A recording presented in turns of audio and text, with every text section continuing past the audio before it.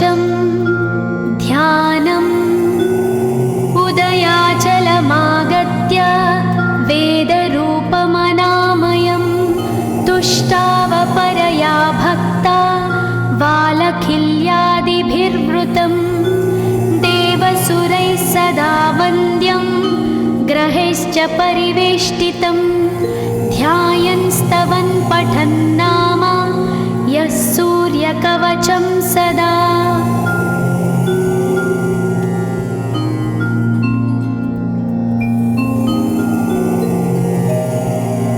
कवचं गृणिः पातु शिरोदेशं सूर्यः पालं च पातु मे आदित्यो लोचने पातु श्रुतिपातः प्रभाकरः घ्राणं पातु सदा भानो अर्कपातु तथा।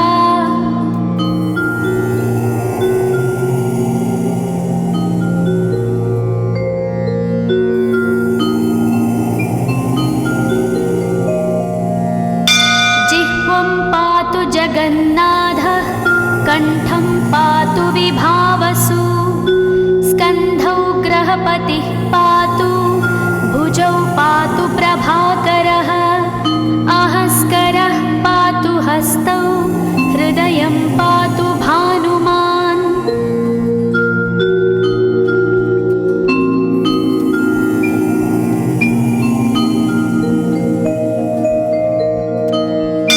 मध्यं च पातु सप्ताश्वो नाभिं पातु नभोमणिः द्वादशात्मा कटिं पातु सविता पातु सक्तिनी ऊरू पातु सुरश्रेष्ठो जानुनी पातु भास्करः जङ्घे पातु च मार्ताण्डो गुल्फौ पातु त्विषाम्पतिः।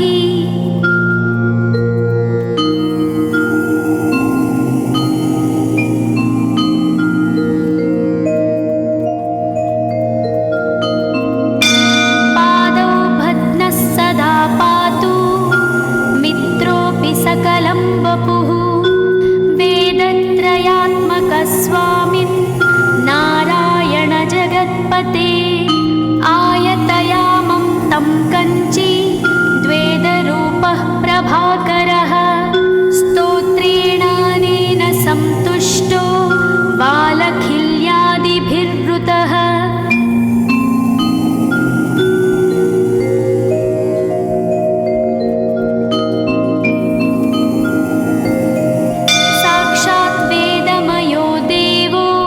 रथारूढः समागतः तं दृष्ट्या सहस्तोत्थाय दण्डवत् प्रणमन् भुवि कृताञ्जलिपुटो भूत्वा सूर्यस्याग्रे स्तुवत्तदा वेदमूर्तिः महाभागो ज्ञानदृष्टिर्विचार्य च ब्रह्मणा स्थापितं पूर्वं यथा यमाविवर्जितम्।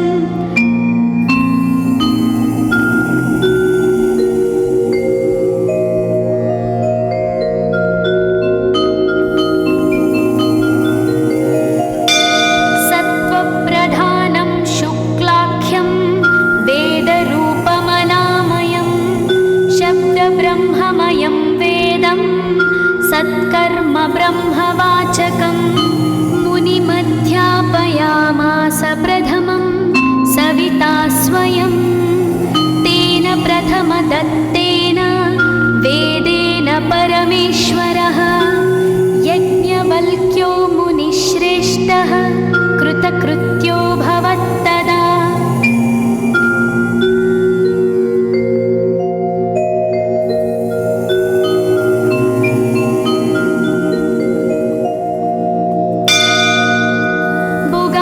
सकलान् वेदान् ज्ञातवान् सूर्यसन्निधौ इदं स्तोत्रं महापुण्यं पवित्रं पापनाशनं यः पठेच्छृणुयाद्वापि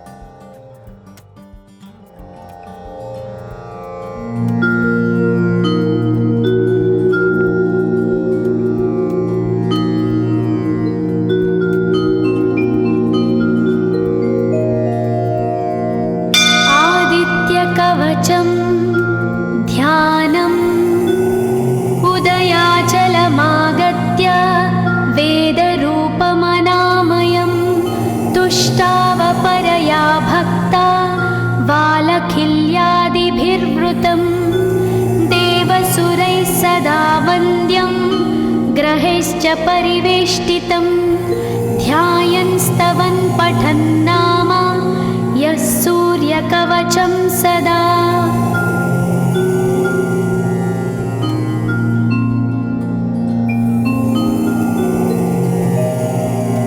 कवचं गृणिः पातु शिरोदेशं सूर्यः पालं च पातु मे आदित्यो लोचने पातु श्रुतिपातः प्रभाकरः घ्राणं पातु सदा भानो अर्कपातु तथा।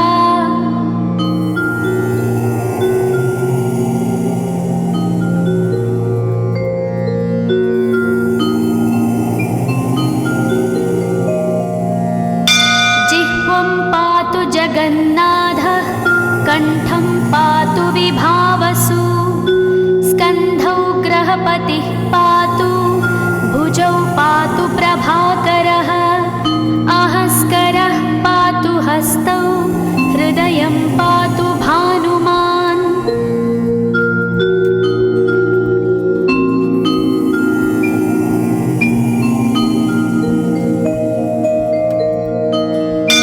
मध्यं च पातु सप्ताश्वो नाभिं पातु नभोमणिः द्वादशात्मा कटिं पातु सविता पातु सक्तिनी ऊरू पातु सुरश्रेष्ठो जानुनी पातु भास्करः जङ्घे पातु च मार्ताण्डो गुल्फौ पातु त्विषाम्पतिः।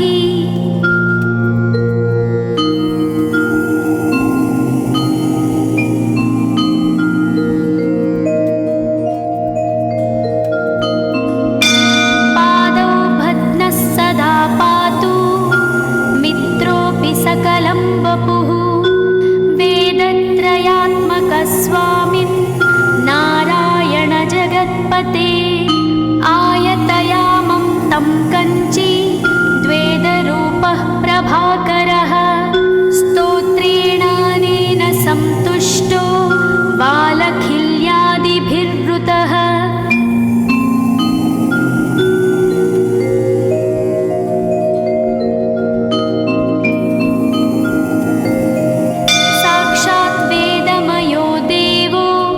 रथारूढः समागतः तं दृष्ट्या सहस्तोत्थाय दण्डवत् प्रणमन् भुवि कृताञ्जलिपुटो भूत्वा सूर्यस्याग्रे स्तुवत्तदा वेदमूर्तिः महाभागो ज्ञानदृष्टिर्विचार्य च ब्रह्मणा स्थापितं पूर्वं यथा यमाविवर्जितम्।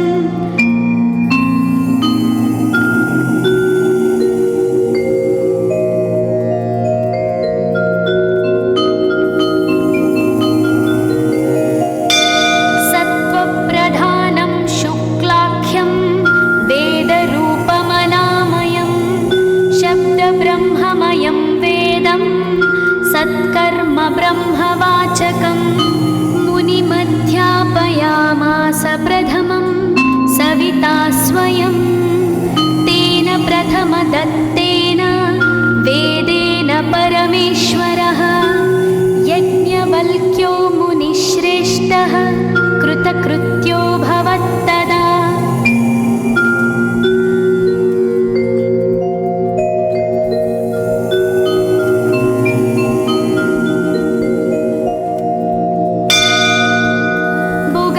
सकलान् वेदान् ज्ञातवान् सूर्यसन्निधौ इदं स्तोत्रं महापुण्यं पवित्रं पापनाशनं यः पठेच्छृणुयाद्वापि सर्वपापैः प्रमुच्यते वेदार्थज्ञानसम्पन्नः सूर्यलोकमवाप्नुयात्।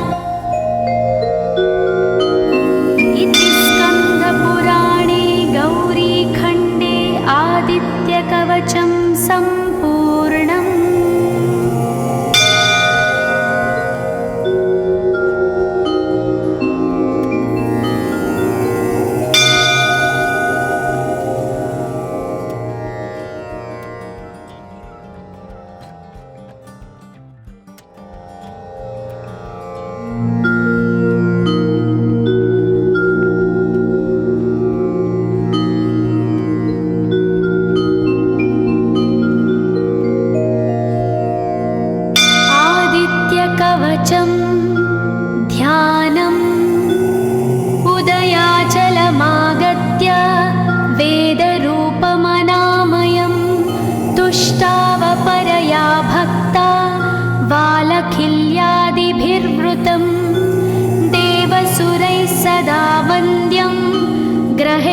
परिवेष्टितं ध्यायन् स्तवन् पठन् नाम यः सूर्यकवचं सदा।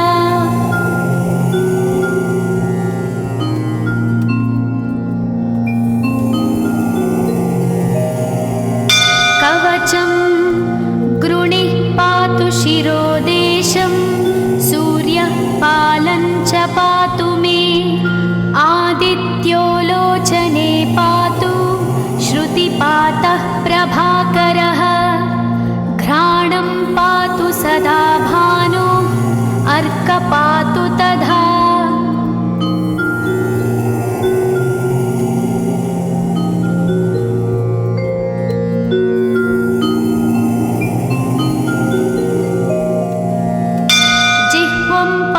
जगन्नाथः कण्ठं पातु विभावसु स्कन्धौ ग्रहपतिः पातु भुजौ पातु प्रभाकरः अहस्करः पातु हस्तौ हृदयं पातु भानुमान्।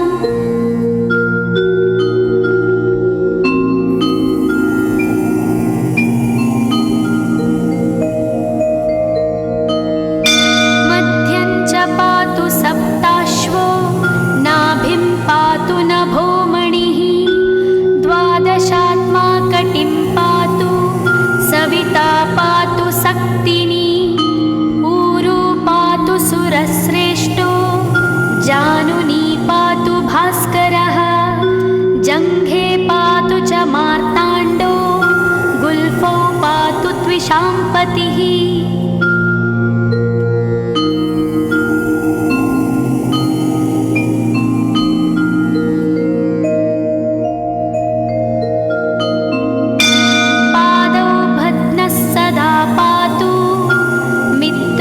सकलं वपुः वेदत्रयात्मकस्वामिन् नारायण जगत्पते आयतयामं तं कञ्ची द्वेदरूपः प्रभाकरः स्तोत्रेणानेन सन्तुष्टो बालखिल्यादिभिर्वृतः।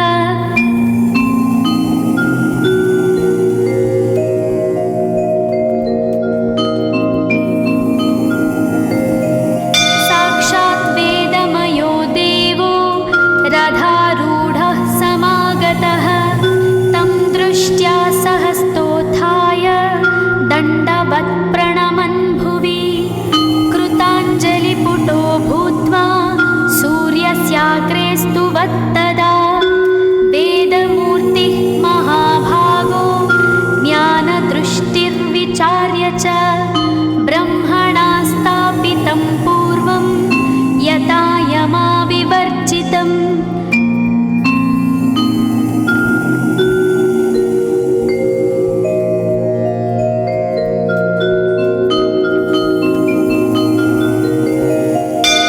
सत्त्वप्रधानं शुक्लाख्यं वेदरूपमनामयं शब्दब्रह्ममयं वेदं सत्कर्म ब्रह्मवाचकम् मुनिमध्यापयामास प्रथमं सविता स्वयं तेन प्रथमदत्तेन वेदेन परमेश्वरः यज्ञवल्क्यो मुनिश्रेष्ठः कृतकृत्यो भवत्तदा।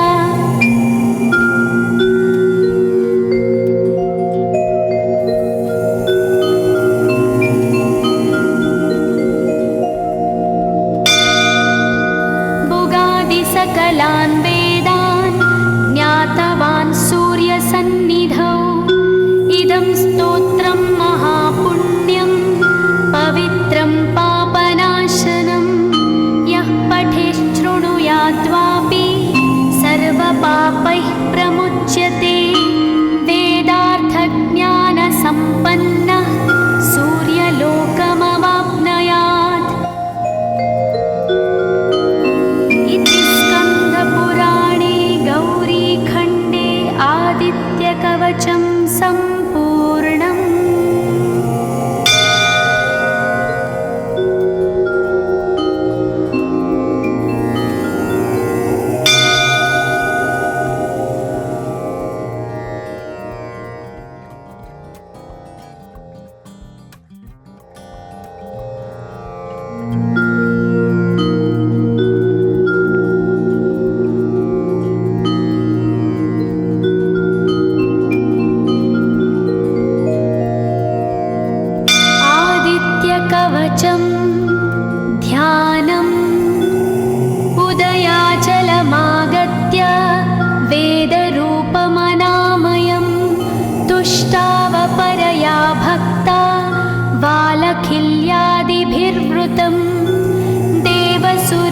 सदा वन्द्यं ग्रहैश्च परिवेष्टितं ध्यायन् स्तवन् पठन् नाम यः सूर्यकवचं सदा।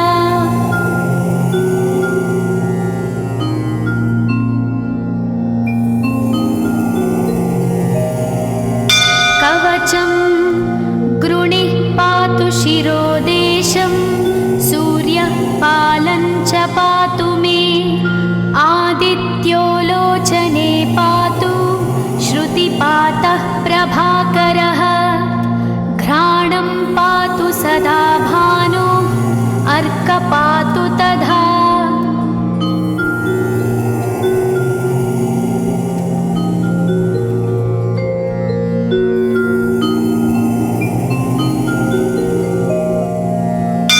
जिह्वं पातु जगन्नाथः कण्ठं पातु विभावसु स्कन्धौ ग्रहपतिः पातु भुजौ पातु प्रभाकरः अहस्करः पातु हस्तौ हृदयं पातु भानुमान्।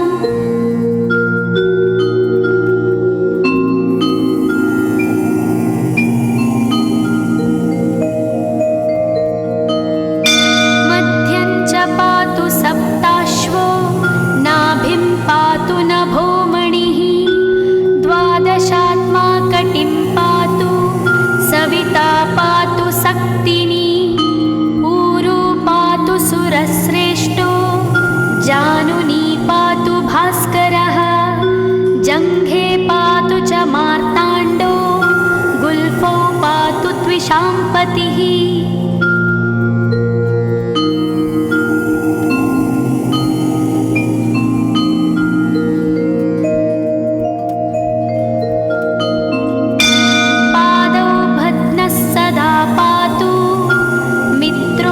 सकलं वपुः वेदत्रयात्मकस्वामिन् नारायण जगत्पते आयतयामं तं कञ्ची द्वेदरूपः प्रभाकरः स्तोत्रेणानेन सन्तुष्टो बालखिल्यादिभिर्वृतः।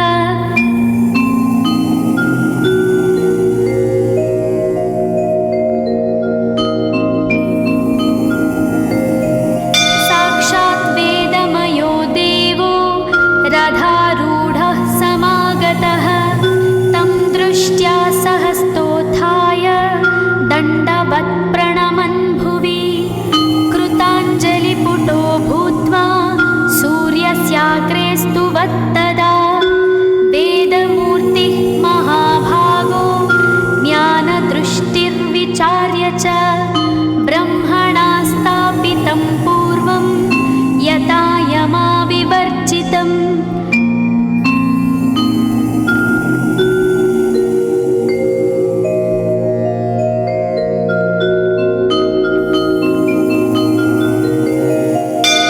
सत्त्वप्रधानं शुक्लाख्यं वेदरूपमनामयं शब्दब्रह्ममयं वेदं सत्कर्म ब्रह्मवाचकम् मुनिमध्यापयामास प्रथमं सविता स्वयं तेन प्रथमदत्तेन वेदेन परमेश्वरः यज्ञवल्क्यो मुनिश्रेष्ठः कृतकृत्यो भवत्तदा।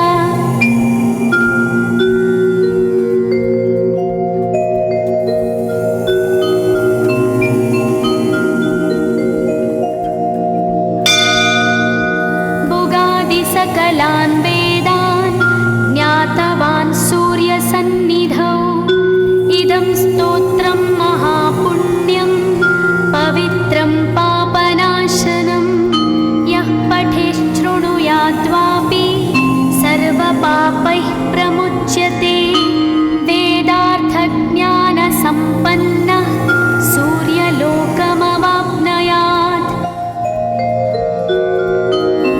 इति स्कन्दपुराणे गौरीखण्डे आदित्यकवचं सम्पूर्णम्।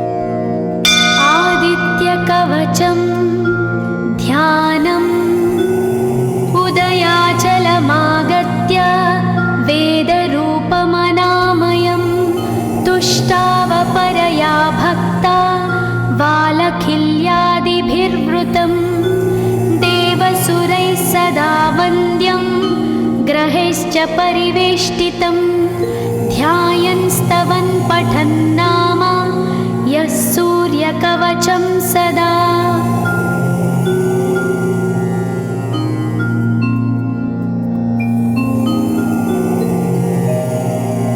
कवचं गृणिः पातु शिरोदेशं सूर्यः पालं च पातु मे आदित्यो लोचने पातु श्रुतिपातः प्रभाकरः घ्राणं पातु सदा भानो अर्क पातु तथा।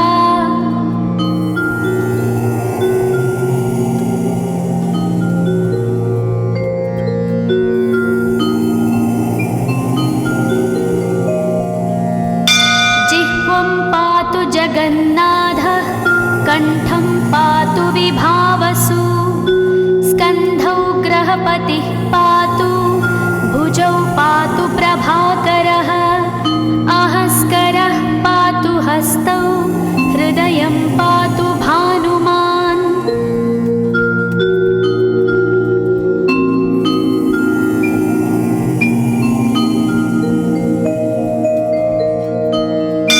मध्यं च पातु सप्ताश्वो नाभिं पातु नभोमणिः द्वादशात्मा कटिं पातु सविता पातु सक्तिनी ऊरू पातु सुरश्रेष्ठो जानुनी पातु भास्करः जङ्घे पातु च मार्ताण्डो गुल्फौ पातु त्विषाम्पतिः।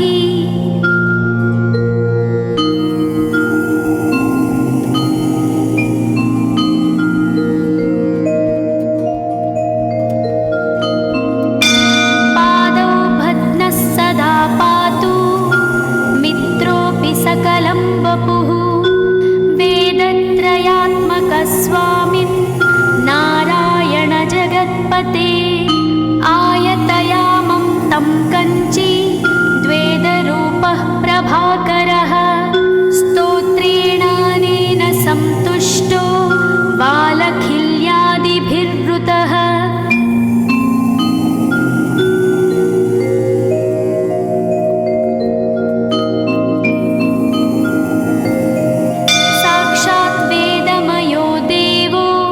रथारूढः समागतः तं दृष्ट्या सहस्तोत्थाय दण्डवत् प्रणमन् भुवि कृताञ्जलिपुटो भूत्वा सूर्यस्याग्रे स्तुवत्तदा वेदमूर्तिः महाभागो ज्ञानदृष्टिर्विचार्य च ब्रह्मणा स्थापितं पूर्वं यथा यमाविवर्जितम्।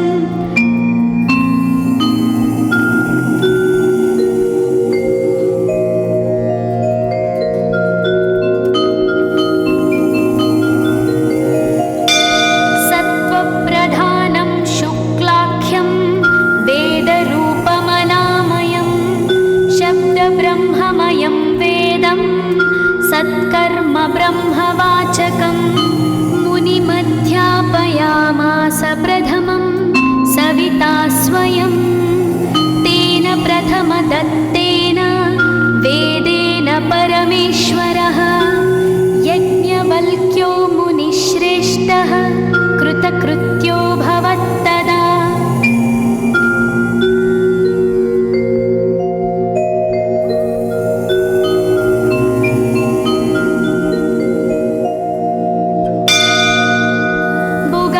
सकलान् वेदान् ज्ञातवान् सूर्यसन्निधौ इदं स्तोत्रं महापुण्यं पवित्रं पापनाशनं यः पठेच्छृणुयाद्वापि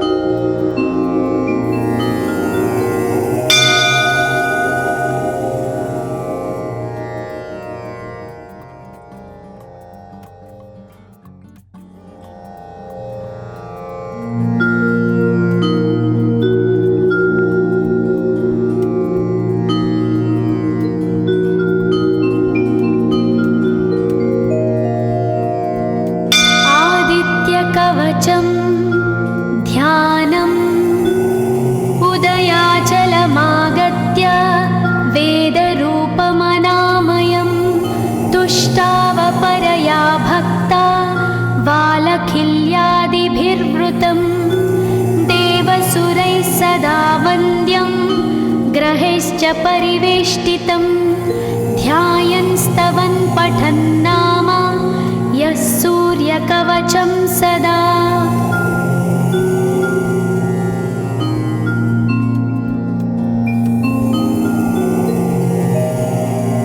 कवचं गृणिः पातु शिरोदेशं सूर्यः पालं च पातु मे आदित्यो लोचने पातु श्रुतिपातः प्रभाकरः घ्राणं पातु सदा भानो अर्क पातु तथा।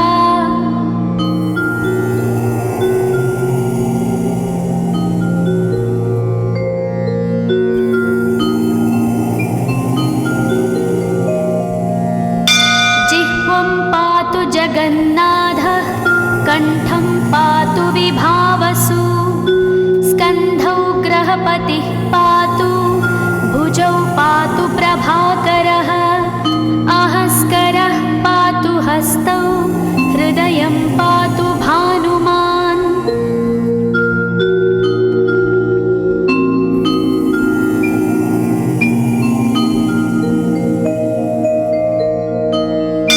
मध्यं च पातु सप्ताश्वो नाभिं पातु नभोमणिः द्वादशात्मा कटिं पातु सविता पातु सक्तिनी ऊरू पातु सुरश्रेष्ठो जानुनी पातु भास्करः जङ्घे पातु च मार्ताण्डो गुल्फौ पातु त्विषाम्पतिः।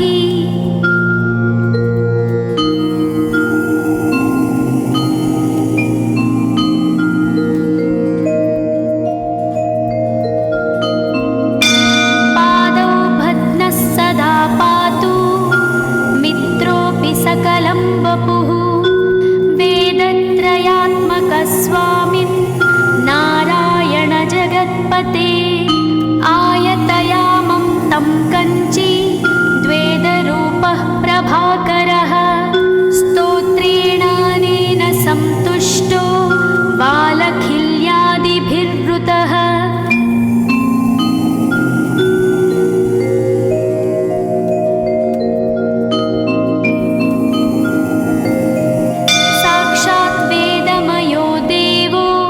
रथारूढः समागतः तं दृष्ट्या सहस्तोत्थाय दण्डवत् प्रणमन् भुवि कृताञ्जलिपुटो भूत्वा सूर्यस्याग्रे स्तुवत्तदा वेदमूर्तिः महाभागो ज्ञानदृष्टिर्विचार्य च ब्रह्मणा स्थापितं पूर्वं यथा यमाविवर्जितम्।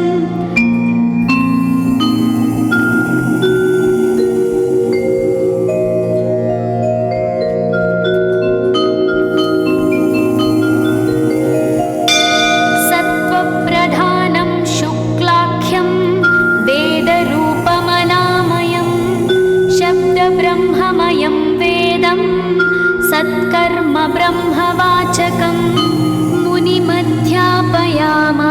प्रथमं सविता स्वयं तेन प्रथमदत्तेन वेदेन परमेश्वरः यज्ञवल्क्यो मुनिश्रेष्ठः कृतकृत्यो भवत्तदा।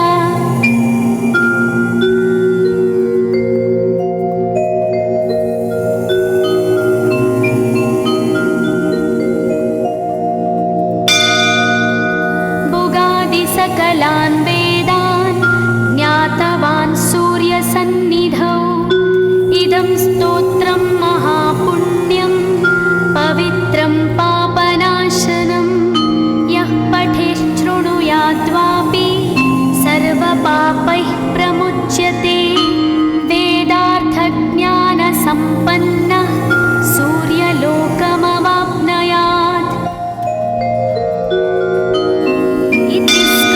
पुराणे गौरीखण्डे आदित्यकवचं सम्पूर्णम्।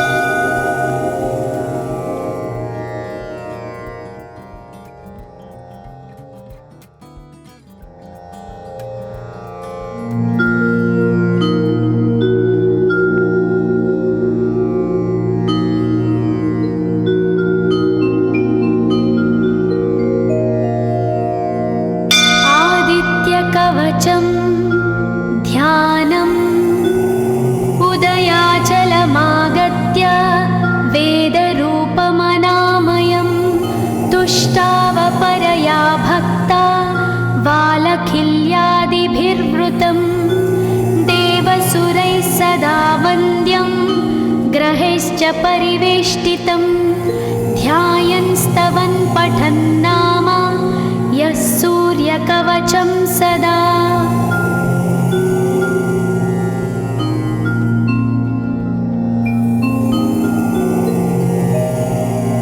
कवचं गृणिः पातु शिरोदेशं सूर्यः पालं च पातु मे आदित्यो लोचने पातु श्रुतिपातः प्रभाकरः घ्राणं पातु सदा भानु अर्कपातु तथा।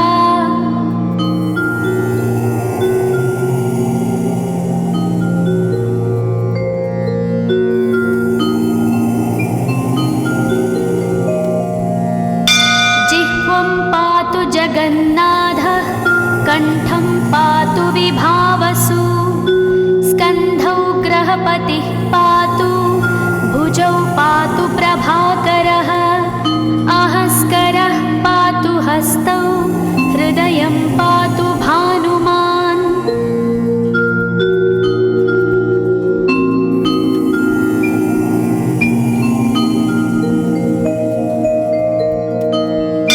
मध्यं च पातु सप्ताश्वो नाभिं पातु नभोमणिः द्वादशात्मा कटिं पातु सविता पातु सक्तिनी ऊरू पातु सुरश्रेष्ठो जानुनी पातु भास्करः जङ्घे पातु च मार्ताण्डो गुल्फौ पातु त्विषाम्पतिः।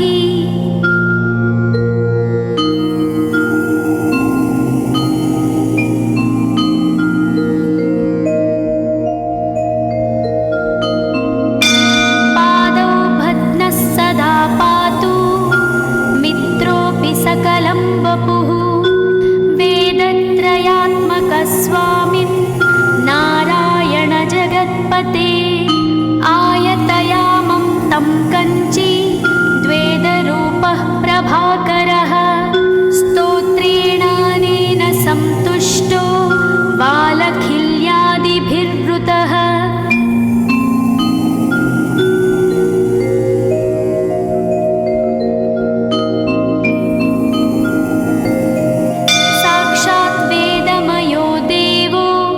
रथारूढः समागतः तं दृष्ट्या सहस्तोत्थाय दण्डवत् प्रणमन् भुवि कृताञ्जलिपुटो भूत्वा सूर्यस्याग्रे स्तुवत्तदा वेदमूर्तिः महाभागो ज्ञानदृष्टिर्विचार्य च ब्रह्मणा स्थापितं पूर्वं यथा यमाविवर्जितम्।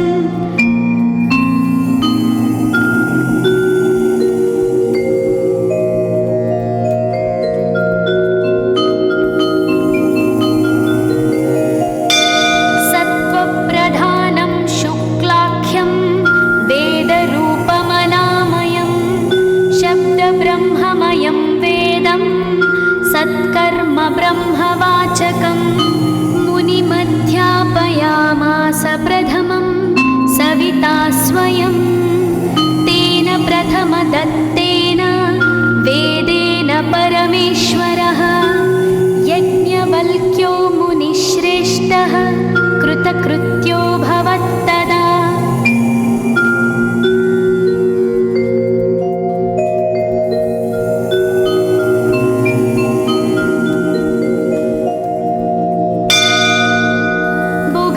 सकलान् वेदान् ज्ञातवान् सूर्यसन्निधौ इदं स्तोत्रं महापुण्यं पवित्रं पापनाशनं यः पठेच्छृणुयाद्वापि सर्वपापैः प्रमुच्यते वेदार्थज्ञानसम्पन्नः सूर्यलोकमवाप्नुयात्। पुराणे गौरीखण्डे आदित्यकवचं